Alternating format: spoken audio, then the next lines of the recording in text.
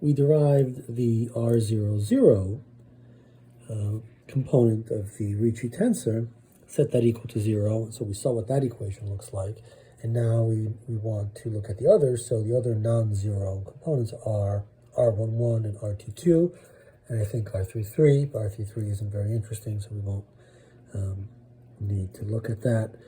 I usually like to derive things live, so to speak, but the calculations are just too tedious, and so I'm going to show you what I've already done before. So here is the R11 written such that the two coefficients A and B are both 1.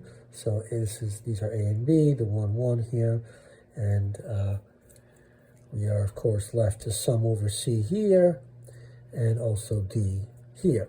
So here we are summing over, actually I'm summing over D here, and then I'm summing over C here to end up with all of these terms. Now, and then I sort of combined them. I think I didn't do this kind of thing in the previous calculation for the R00. I just did it by brute force.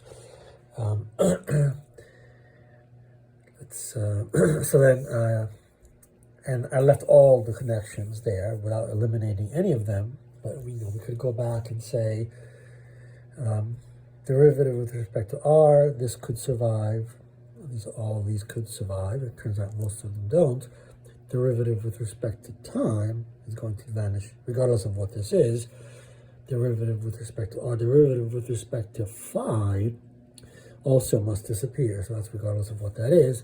And then, so we then looked these up. We evaluated all the connection coefficients, and we end up down here.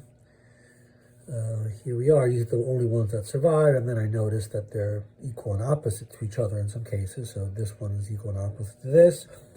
There's a yellow one that cancel out here. These two cancel out, and so we end up at over here.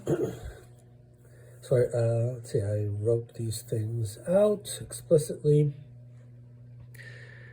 Well, I evaluated, no, what did I do here? Oh, I just left the things just wrote the things that remain.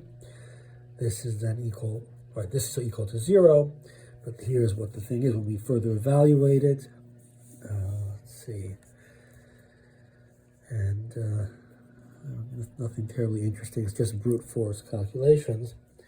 And we end up in the final form, right, here's a differential equation for G naught naught,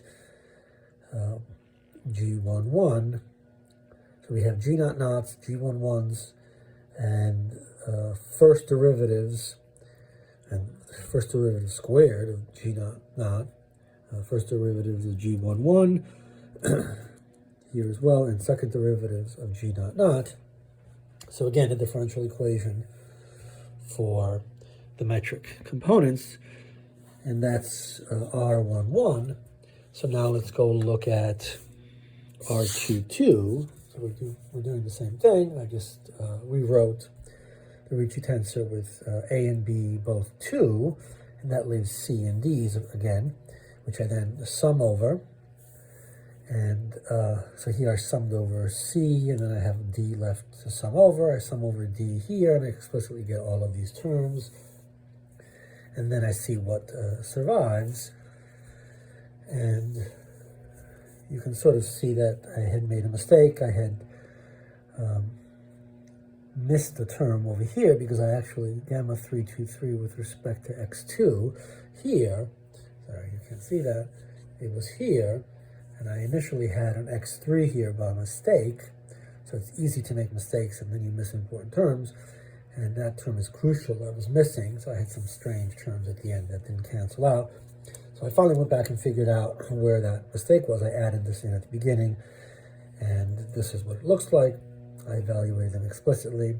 So that derivative of that thing is -1 minus cotangent squared theta, which will cancel with the cotangent squared theta over here, blah, blah, blah. And then we end up at R22 being equal to this. And R33 is not useful, so I won't write it out.